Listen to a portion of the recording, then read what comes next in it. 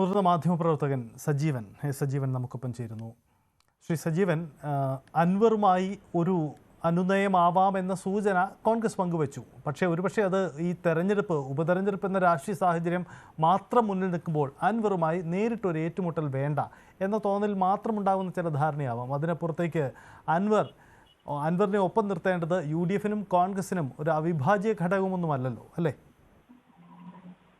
അൻവർ സാധാരണ രീതിയിലെ ഒരു അവിഭാജ്യ ഘടകമേ അല്ല. അദ്ദേഹത്തിന് നിലമ്പൂരിൽ പോലും എത്രമാത്രം സ്വാധീനമുണ്ട് എന്ന് നമുക്ക് അദ്ദേഹത്തെക്കുറിച്ചും നിലമ്പൂരിനെ കുറിച്ചും വളരെ നന്നായിട്ട് അറിയാവുന്ന ആളുകൾക്കറിയാം. അൻവറിന് അത്ര വലിയ സ്വാധീനമൊന്നുമില്ല. അൻവർ ആര്യാടൻ മുഹമ്മദിനോടുള്ള കെറിവിൽ കോൺഗ്രസിനകത്തുനിന്ന് പുറത്തു പോവുകയും LDF-നോടൊപ്പം ചേരുകയും ചെയ്ത സമയത്ത് അന്ന് ആര്യാടൻ വിരോധമുള്ള കുറെ ആളുകൾ അദ്ദേഹത്തിനെ നന്നായി പിന്തുണച്ചു. അതിന്റെ ഭാഗമായിട്ടാണ് അദ്ദേഹത്തിന് 2016-ൽ 11,000-ലേറെ ഷൗക്കത്തിനെ തോൽപ്പിച്ച 11,000-ലേറെ വോട്ടിന്റെ ഭൂരിപക്ഷം കിട്ടിയത്. അത് കഴിഞ്ഞ് നടക്കുന്ന തെരഞ്ഞെടുപ്പിലേക്ക് നമ്മൾ നോക്കിയാൽ മതി. അദ്ദേഹത്തിന്റെ ഭൂരിപക്ഷം 2011-ലേക്ക് പോകാനുള്ള കാരണം VV പ്രകാശ് അത്രയും വലിയ നേതാവൊന്നും അല്ലായിരുന്നു. പക്ഷേ അൻവറിന്റെ സ്വാധീനം എന്ന് പറയുന്ന അതോടുകൂടി ആദ്യം 2016 അസ്തമിച്ചു. പിന്നീട് LDF-ന്റെ വോട്ടുകളിലും കുറച്ചൊക്കെ വോട്ട് അൻവറിനും കിട്ടിയിട്ടുണ്ടാവും. അതാണ് അൻവറിന് നിലമ്പൂരിലുള്ള സംഭവം. പക്ഷെ അൻവറിനെ സംബന്ധിച്ചിടത്തോളം ഇപ്പോൾ ഉള്ളത് 2025-ലെ ഉപതെരഞ്ഞെടുപ്പല്ല, 2026-ലെ നിയമസഭാ തെരഞ്ഞെടുപ്പാണ്. ആ സമയത്ത് തനിക്ക് നിലമ്പൂർ മണ്ഡലം കിട്ടണമെന്നുള്ളതായിരുന്നു അൻവറിന്റെ താല്പര്യം. അത് UDF അതിന് അനുകൂലമാവുമെന്ന് കരുതിയ സമയത്താണ് ആര്യാടൻ ഷൗക്കത്തിനെ സ്ഥാനാർത്ഥിയാക്കി കഴിഞ്ഞാൽ തനിക്ക് ആ മണ്ഡലം കിട്ടില്ല എന്ന് അൻവറിന് നന്നായിട്ട് അറിയാം. ജോയ് ആണെങ്കിൽ പിന്നീട് മാറിത്തരാനുള്ള സാധ്യതയുണ്ട് എന്ന് അദ്ദേഹം തന്നെ നിർദ്ദേശിക്കുന്ന ഒരു സ്ഥാനാർത്ഥിയാണല്ലോ. അപ്പൊ അത് പക്ഷേ കോൺഗ്രസ് സജീവൻ, നമുക്ക് ഈ നിലമ്പൂർ മണ്ഡലത്തിനപ്പുറം ഒരുപക്ഷെ അൻവർ മറ്റൊരു സാധ്യതാ മണ്ഡലം മുന്നിൽ കണ്ടേക്കാവുമല്ലോ.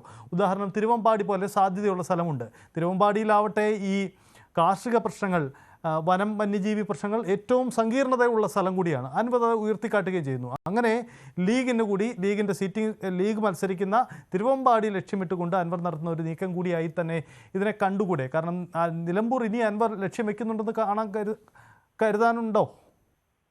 അല്ല, തീർച്ചയായിട്ടും ഇനിയിപ്പോ നടക്കില്ല എന്നുള്ള കാര്യം ഉറപ്പാണ്. അതാണ് അൻവറിന് പിന്നീട് ചോദിക്കാവുന്ന, ജയിക്കാൻ അല്പം സാധ്യതയുള്ള, അല്ലെങ്കിൽ നേരത്തെ UDF-ന്റെ ശക്തമായ മണ്ഡലമായിരുന്നു തിരുവമ്പാടി. അപ്പൊ തിരുവമ്പാടി കിട്ടുക എന്നുള്ളത് ലീഗിന്റെ മണ്ഡലമാണ്. ലീഗ് അൻവറിന് സീറ്റ് വിട്ടുകൊടുക്കില്ല. പിന്നെ അഡ്ജസ്റ്റ് ചെയ്യലാണ്. ലീഗിന് കണ്ണൂർ സീറ്റ് വിട്ടുകൊടുത്തുകൊണ്ട് കോൺഗ്രസ് ഇത് ഏറ്റെടുക്കുന്ന ഒരു അവസ്ഥ, അത് അൻവറിന് കൊടുക്കുന്ന ഒരു അവസ്ഥയിലേക്ക് കൊണ്ടുപോകാനാണ് ലീഗും ആഗ്രഹിക്കുന്നത്. കാരണം തിരുവമ്പാടി അവരുടെ സിറ്റിംഗ് സീറ്റ് അല്ല. അവർക്ക് കുറെ കൂടി സാധ്യതയുള്ള നന്നായിട്ട് കണ്ണൂർ മാറും. സ്വാഭാവികമായിട്ടും അങ്ങനെ ഏതെങ്കിലും മണ്ഡലം കിട്ടുക എന്നുള്ളതാണ്. അപ്പൊ കോൺഗ്രസിന് ഇത് കിട്ടിക്കഴിഞ്ഞാൽ അൻവറിന് കൊടുക്കുക എന്ന് പറയുമ്പോഴും കോൺഗ്രസ്സുകാർ എല്ലാ ആളുകളും സമ്മതിക്കണമെന്നില്ല. ഒന്നാമത്തെ കാര്യം, അൻവർ വന്നു കഴിഞ്ഞാൽ നിത്യ തലവേദനയാകുമെന്ന് വിചാരിക്കുന്ന VD സതീശൻ ഉൾപ്പെടെയുള്ള ആളുകളുണ്ട്. അതേസമയം തന്നെ നമ്മൾ കാണേണ്ടത് അൻവറിനെ മാത്രമല്ല, അൻവറിനെ വെച്ചുകൊണ്ട് ഈ കോൺഗ്രസിനകത്തൊരു പടനീക്കം നയിക്കാനായിട്ട് ശ്രമിക്കുന്ന ആളുകളുണ്ട്. അപ്പൊ നമുക്കറിയാം സുധാകരനെ പോലുള്ളവരൊക്കെ. അപ്പൊ സ്വാഭാവികമായിട്ട് അവര് അൻവറിനെ മുൻനിർത്തി തന്നെയാണ് കളിക്കുന്നത്. നമ്മൾ അൻവർ പൊട്ടൻ കളിക്കാന്ന് വിചാരിച്ച കാര്യമില്ല. അൻവർ വളരെ തന്ത്രപരമായിട്ട് അൻവർ കളിക്കുക എന്നുള്ളത് അൻവറിനെ കൊണ്ട് കളിപ്പിക്കുന്ന ഒരു ഭാഗമുണ്ട്. സ്വാഭാവികമായിട്ട് അവരാണ് ഇപ്പോ തിരുവമ്പാടി ഏറ്റെടുത്തിട്ട് കണ്ണൂർ വിട്ടുകൊടുത്താലും കുഴപ്പമില്ല എന്ന രീതിയിലൊക്കെ നിൽക്കുന്ന. വേറെ ഏതെങ്കിലും മണ്ഡലങ്ങൾ കൊടുക്കാം. മലപ്പുറത്തെ കോഴിക്കോട്ട് വിട്ടുകൊടുക്കാം. അതെ, അത് താങ്കൾ പറഞ്ഞതുപോലെ ഒരു കാര്യം കൂടി, ഈ യഥാർത്ഥത്തിൽ കോൺഗ്രസിൻ്റെ അല്ലെങ്കിൽ VD സതീശനാണെങ്കിൽ സതീശൻ ഉയർത്തുന്ന എതിർപ്പിന് പിന്നിൽ ഭാവിയിൽ, പ്രത്യേകിച്ച് തെരഞ്ഞെടുപ്പിന് ശേഷം, ഇതൊരു ബൈ ഇലക്ഷൻ മാത്രമാണ്, സംസ്ഥാന ഭരണത്തെ ഒന്നും നിർണ്ണയിക്കുന്ന ഒരു തെരഞ്ഞെടുപ്പുമല്ല നിലമ്പൂരേത്, ബൈ ഇലക്ഷൻ. ഈ ബൈ ഇലക്ഷന് ശേഷമുള്ള രാഷ്ട്രീയ സാഹചര്യം, തദ്ദേശ തെരഞ്ഞെടുപ്പും പിന്നീട് നിയമസഭാ തെരഞ്ഞെടുപ്പും, ഈ രണ്ട് തെരഞ്ഞെടുപ്പിലും അൻവറിനെ കൊണ്ടുപോയാൽ ഉണ്ടാക്കുന്ന വെല്ലുവിളി, അതുണ്ടാക്കുന്ന പ്രതിസന്ധി കൂടി കോൺഗ്രസ് മുന്നിൽ കണ്ടിട്ടുണ്ടാവാം. അതിലൊന്ന്, ഈ ഒറ്റയാൾ പാർട്ടികൾക്ക് പോലും മന്ത്രിസ്ഥാനം കൊടുക്കുന്നതാണല്ലോ UDF-ന്റെ പൊതുശീലം. ആ ശീലം ആവർത്തിക്കപ്പെടേണ്ടി വരുമോ? അൻവർ അത് ലക്ഷ്യം കണ്ടിട്ടുണ്ടാവാം. ഒരുപക്ഷെ അത് അൻവർ ആവശ്യപ്പെടുമെന്ന് മുന്നിൽ കണ്ടുകൂടി കോൺഗ്രസ് ഒരു കരുതൽ, ഒരു എതിർപ്പ് ആദ്യം തന്നെ അൻവറിനോട് ഞങ്ങൾക്ക് അത്ര ഡിമാൻഡ് ഇല്ല എന്ന തോന്നൽ മുന്നോട്ട് വെച്ചു എന്ന് കരുതിക്കൂടെ? തീർച്ചയായും അതുണ്ട്. അതൊരു ഭാഗം മാത്രമാണ്. അൻവർ വന്നു കഴിഞ്ഞാൽ അൻവർ നിത്യ തലവേദനയായിരിക്കും. നമ്മൾ വളരെ ആദർശ രാഷ്ട്രീയത്തിന്റെ ആളല്ലല്ലോ അൻവർ.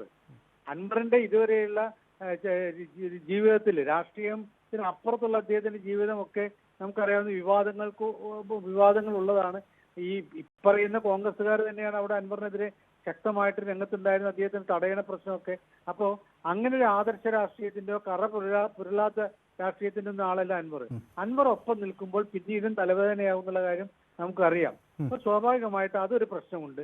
രണ്ടാമത്തെ പ്രശ്നം എന്ന് പറയുന്നത് താങ്കൾ പറഞ്ഞു ഒരു സീറ്റ് വിട്ടുകൊടുക്കുക എന്ന് പറയുന്നത് ഇപ്പോഴത്തെ ഒരു അവസ്ഥയിൽ കോൺഗ്രസിന് എത്രയോ നേതാക്കന്മാർ കോൺഗ്രസിൽ എത്രയോ കാലമായിട്ട് പ്രവർത്തിക്കുന്ന നല്ല നേതാക്കന്മാരുണ്ടായിരിക്കെ അപ്പോൾ ഒരു സീറ്റ് വിട്ടുകൊടുക്കുക എന്ന് പറയുന്നത് അത്ര എളുപ്പമുള്ള കാര്യമല്ല. ആ ഒരു പ്രശ്നമുണ്ട്. അതല്ല, അൻവർ ആ സീറ്റിൽ മാത്രമല്ല ഒരു MLA ആയിട്ട് ഒതുങ്ങാൻ താല്പര്യപ്പെടുന്ന ആളല്ല. LDF-ൽ നിന്ന് തന്നെ അദ്ദേഹം ഗർവിച്ച് പോകാൻ കാരണങ്ങളൊന്ന് തനിക്ക് മന്ത്രിസ്ഥാനം കിട്ടിയില്ല എന്നുള്ളതായിരുന്നു. അപ്പൊ തന്നെ അവഗണിച്ചുകൊണ്ട് അബ്ദുറഹ്മാന് സീറ്റ് മന്ത്രിസ്ഥാനം കൊടുത്തു എന്ന് പറയുന്ന ഒരു വലിയ പ്രശ്നത്തിന്റെ പേരിലാണ് അൻവർ അവിടെ നിന്ന് ആദ്യം തന്നെ ഉടക്കി വരുന്നത്. അപ്പൊ ായിരുന്നു. അതിനുശേഷം ഇപ്പൊ അടുത്ത UDF മന്ത്രിസഭയാണ് വരുന്നതെങ്കിൽ അൻവർ നിലമ്പൂരിലോ തിരുവമ്പാടിയിലോ എവിടെ ജയിച്ചാലും അൻവർ ആവശ്യപ്പെടാൻ പോകുന്നത് ഒരു മന്ത്രിസ്ഥാനമായിരിക്കും. അത് കൊടുക്കാൻ അത്ര എളുപ്പമാവണമെന്നില്ല. അപ്പം തലവേദനയുണ്ട്. അതേ സമയത്ത് തന്നെ VD സതീശൻ ഉൾപ്പെടെയുള്ള കുറെ ആളുകൾ അങ്ങനെയൊക്കെ നിൽക്കുമ്പോഴും അതിനെ അൻവറിനെ നിലനിർത്തിക്കൊണ്ട് തന്നെ അൻവറിനെ വെച്ചുകൊണ്ട് തന്നെ വേറൊരു രീതി നീക്കം നടത്താൻ സ്വാഭാവികമായിട്ടും മറ്റു ചില ആളുകൾ രംഗത്തുണ്ട്. അത് സതീശനെ വെട്ടുക എന്ന് പറയുന്നതാണ്. സതീശൻ പ്രതിപക്ഷ നേതാവായിട്ടുള്ള സതീശൻ അടുത്ത മുഖ്യമന്ത്രിയാവാൻ പാടില്ല എന്ന് പറയുന്ന ഒരു കളി കൂടിയുണ്ട്. അപ്പൊ ഇതെല്ലാം കൂടി വെച്ചുള്ള ഒന്നാണ്. എന്തായാലും അൻവർ അകത്ത് കയറിയാലും കയറിയില്ലെങ്കിലും UDF-ന് വലിയ തലവേദനയായിരിക്കും. അൻവർ ഇപ്പുറത്ത് നിന്നാണെങ്കിൽ തോൽപ്പിക്കാനായിട്ട് അദ്ദേഹം ശ്രമിക്കും.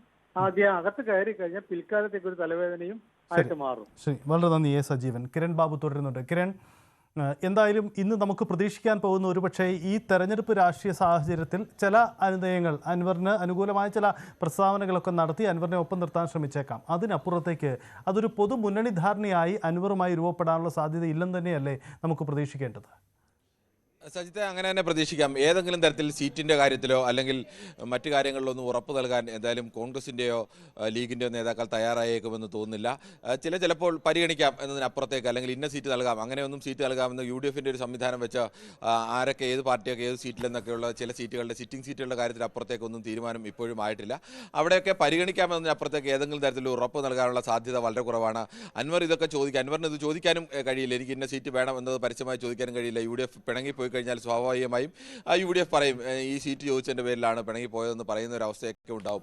അതുകൊണ്ട് അൻവറിന് മറ്റു കാര്യങ്ങൾ ഉയർത്തി നിരന്തരം പ്രശ്നം ഉണ്ടാക്കുന്നത് തനിക്ക് ഏതെങ്കിലും ഒരു സീറ്റിൻ്റെ കാര്യത്തിൽ ലീഗിൻ്റെ ഭാഗത്തു നിന്നോ അല്ലെങ്കിൽ കോൺഗ്രസിൻ്റെ ഭാഗത്തു നിന്നോ ഒരു ഉറപ്പ് കിട്ടിയാൽ താൻ ഈ പ്രശ്നങ്ങളൊക്കെ അവസാനിപ്പിച്ച് കൂടെ നിൽക്കാമെന്നുള്ള തന്ത്രമാണ് അൻവർ പ്രയോഗിക്കുന്നത്. പക്ഷേ അൻവറിനെ സംബന്ധിച്ച് പ്രധാന വിഷയം ഇനി അതല്ല, UDF അതിനൊന്നും തയ്യാറാവുന്നില്ല. അങ്ങനെ മാറി നിൽക്കേണ്ടി വന്നു കഴിഞ്ഞാൽ അൻവർ സ്വന്തമായി നിലമ്പൂരിൽ മത്സരിച്ചാലും ഇനി PV അൻവർ തന്നെ മത്സരിച്ചാലും എന്തായാലും ജയിക്കാൻ കഴിയുന്ന ഒരു സാഹചര്യമൊന്നും നിലവിൽ നിലമ്പൂരിലില്ല.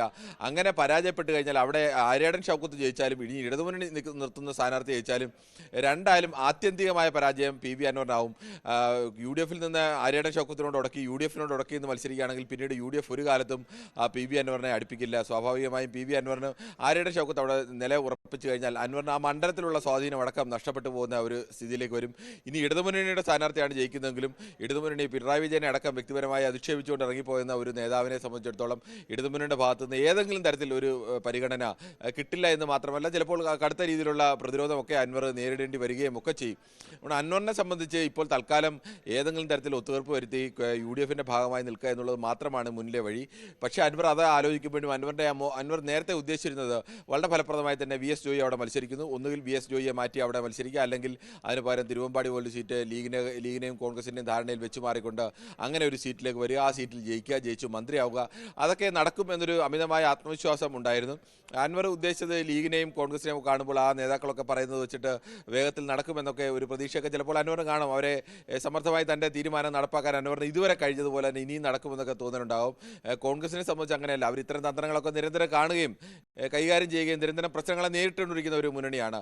അതുകൊണ്ട് തന്നെ അവർ ഇത്തരം കാര്യങ്ങളിലൊന്നും ഏതെങ്കിലും ഒരു തരത്തിലൊരു ഉറപ്പ് ഇന്ന ആൾക്ക് ഇന്ന സീറ്റ് നൽകിയേക്കാം എന്നുള്ള ഉറപ്പൊന്നും ആരും നൽകാനുള്ള സാധ്യതയില്ല. ഇനി അങ്ങനെ നൽകിയാലും അത് കിട്ടണം എന്ന കാര്യത്തിലും യാതൊരു ഉറപ്പുമില്ല.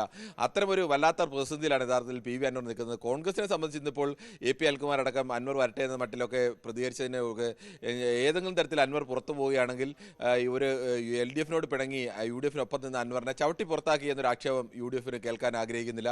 ഞങ്ങൾ പരമാവധി ശ്രമിച്ചു, എന്നിട്ടും അൻവർ തയ്യാറായില്ല എന്ന മട്ടിൽ പുറത്തു പോകുന്നെങ്കിൽ തന്നെ അങ്ങനെ പോയാൽ മതി എന്നൊരു നിലപാടിലാണ് കോൺഗ്രസ് കൂടി നിൽക്കുന്നത്.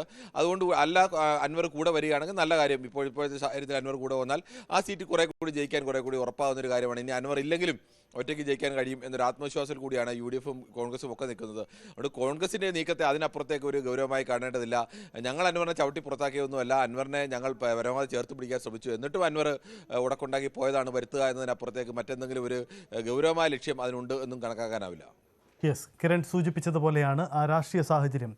PV അൻവറിന് എൻ്റെ വാദങ്ങൾ കൂടി വിജയിക്കപ്പെട്ടു, എന്നെയും കൂടി കേൾക്കാൻ UDF തയ്യാറായി എന്ന ഒരു പുറത്തേക്ക് പറയാൻ കഴിയുന്ന, പ്രതീതി ജനിപ്പിക്കാൻ കഴിയുന്ന ഒരു അവസരം ഉണ്ടാക്കൽ കൂടിയാവാം ഒരുപക്ഷെ ഇന്നത്തെ നീക്കങ്ങൾ. അതിനപ്പുറത്തേക്ക് ഒരു ദീർഘകാല അടിസ്ഥാനത്തിലുള്ള മുന്നണി സംവിധാനത്തിൻ്റെ ധാരണകളോ സീറ്റ് ഉറപ്പുകളോ ഒന്നും ഇന്നത്തെ ഈ ധാരണയിൽ ഉരുത്തിരിഞ്ഞു വരാൻ സാധ്യതയില്ല. അത് UDF സംവിധാനത്തിൽ ഒട്ടുമേയില്ല എന്നതാണ് എൻ്റെ വസ്തുത. അതുകൊണ്ട് അൻവറിന് വഴങ്ങേണ്ടി വരും. അൻവറിനാണ് സമ്മർദ്ദം എന്നത് അതിൻ്റെ യാഥാർത്ഥ്യമാണ്. ഇടവേളയാണ്, മടങ്ങി വരാം.